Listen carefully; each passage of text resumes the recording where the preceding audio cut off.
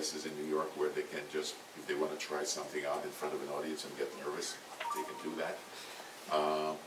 We try to avoid any competition.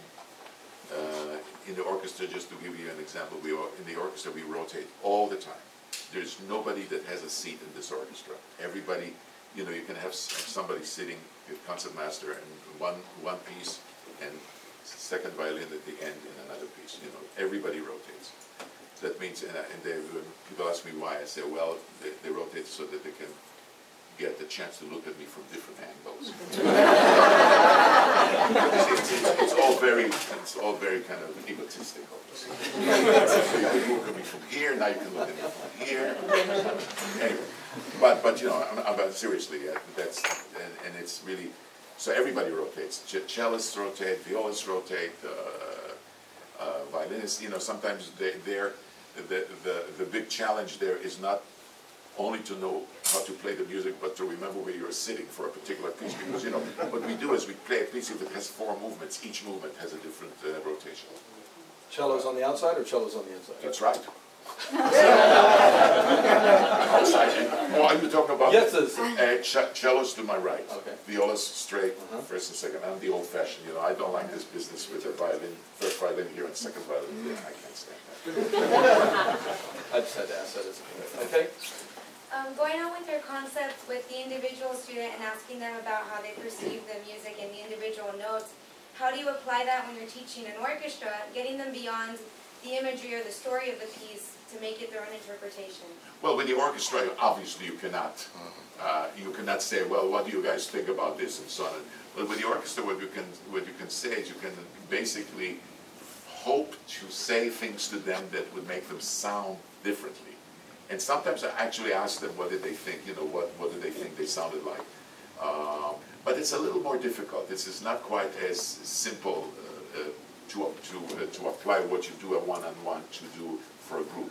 So what I do with the orchestra is I basically, to simplify what I do is I like to hear in my head, I'd like to tell them what to do so that the sound that I want comes through. And I believe that sound is really, in an orchestra, especially in a string orchestra, which basically deals with string sound, makes a big difference. It's an important thing. So sound is very important. And another thing that's very important in orchestral playing, I find, is the range of dynamics. Because sometimes dynamics are kind of like, we see a forte and we basically, you know, it could just be all forte and all forte and all forte. And there's no such thing as a piano. Piano is really very, very difficult to do. And once you do stuff like that, once you have contrast with pianos and fortes, everything sounds better. Everything sounds better. So that, of course, is a very important thing in teaching one-on-one as well.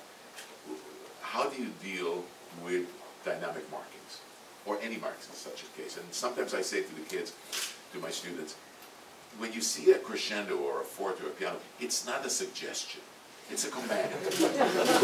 You know, somebody said, what is there, a forte? Yeah. So why did you play it? Oh, I guess not, yeah. So you play, you know, when you play somebody, for example, when you play a piece like anything by Beethoven, I mean, my God, the dynamics are so important. You know, when you have a crescendo up to a subito piano, if you don't do that, it's not going to sound good. Or it's going to sound like kind of normal, you know? So I try to talk about dynamics, and of course supported dynamics. By means supported dynamics is when you play piano, you got to actually play the piano, not just let go of your bow. You know, and it's called a byproduct as a piano. You know, but actually play the, you know, sustain, but play the piano. So that's yes. Are you currently involved with any violin makers? You get involved with that? No, not. You know, I've been very blessed because I'm so old. So I guess being old is a blessing when it comes to violin, owning a violin. I was actually looking for a violin when it was which was actually slightly affordable. I mean, slightly. You could actually take a loan and buy a violin. Right now, you have to, I don't know where, you have to go to a foundation or to somebody and say, could you please loan me a violin for a couple of years, you know. It's really, my heart goes out to young, talented students, string players, that cannot really afford great violins. So, I've got, I'm very lucky, I've got a nice Strat and a nice Del Gesù, and I'm not looking. I'm not looking. Yes? That brings up an interesting point. I was wondering if you're in that situation where your teacher thinks that you should have a better instrument but you can't afford to get one, is there any way to overcome that? No. Well, no, I'll tell you, you can't really overcome the main issue, but the main issue is to play on something that is decent. However, I can tell you that I never bring my violin to the lessons when I teach. So if I want to show something, I usually take the students' violin and I show them. And you know something? I am all the time amazed at how fantastic they play on such rock instruments. You know, because when I take it and I try to play, I said, what is this? I can't play on this thing. And yet they produce beautiful sounds on it. So I suppose when you get used to something, you know, if you don't know, it's almost like it's a curse to know that there's something better. You know, and sometimes, you know, every now and then when I'm not quite in my right mind, I say, you want to try?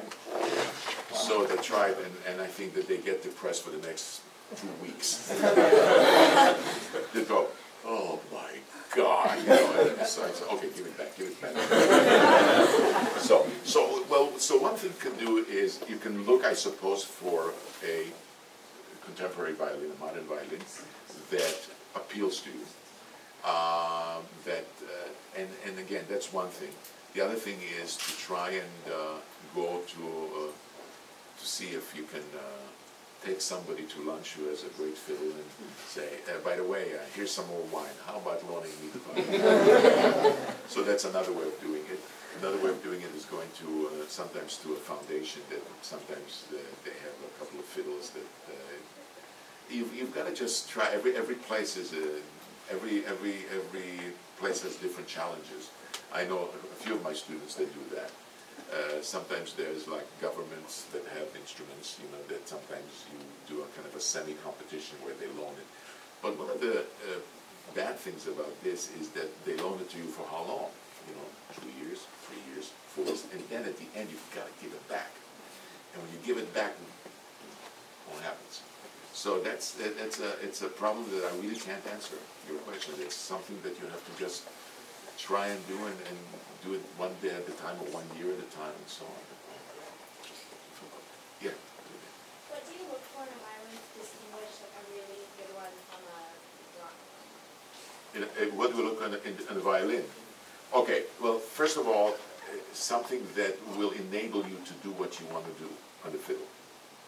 And the only way to do that is not to try the violin for an hour and so on, but to actually get the violin, let's say, for a couple of weeks, and forget about that it's a new violin and just play. And then while you play, then you can figure out, oh, wait a second, I didn't used to be able to do this pianissimo, but on this one I can. Or wait a second, that color, I can't do this color, the other violin I could do this color. So you know, you get to know more or less what the violin can. To try the violin, there is a certain amount of intensity when we try the violin, which is not real. You know, so try and make a big sound and so on, but that's not really the way you play. The way you play is the way you play. So so to try the violin has to be like, what are you doing when you're normally practicing and how that affects what you are doing. That's one thing. The other thing is obviously if you go against another fiddle and so on, to try it in a hall, in a large space, and to have a few friends who know sound, you know, do a blind tasting. You know, like try the violin and say which one do you feel has more complexity, etc., etc. The other thing is obviously the size. Everybody has different size hands. Make sure that the instrument fits your hand. Sometimes, you know, it may sound good, but it's too big.